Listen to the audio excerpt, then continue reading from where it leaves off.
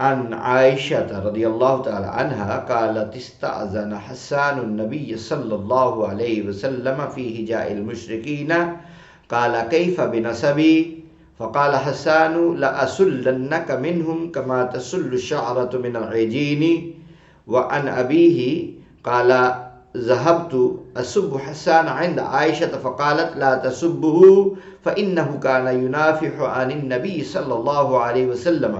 ام المؤمنین عائشہ صدیقہ رضی اللہ عنہ سے روایت ہے، انہوں نے فرمایا کہ حسان ابن ثابت نے نبی اکرم صلی اللہ علیہ وآلہ وسلم سے مشرکین کی مذمت یعنی حجب کرنے کی اجازت طلب کی، تو آپ نے فرمایا میرے نسب کا کیا حال ہوگا کیونکہ میرا اور ان کا نسب ملتا جلتا ہے. تو حضرت حسان ابن ثابت نے عرض کیا یا رسول اللہ میں آپ کے نسب کو ان کے نسب سے ایسے نکال لوں گا جیسے آٹے سے بال نکالا جاتا ہے.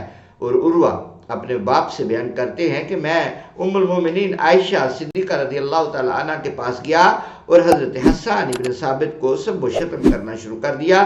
تو ام المومنین نے فرمایا حسان ابن ثابت کو سب و شتم مت کرو کیونکہ وہ نبی اکرم صلی اللہ علیہ وسلم کی جانب سے مدافعت کیا کرتا تھا. اس روایت کو امام بخاری نے بیان فرمایا ہے.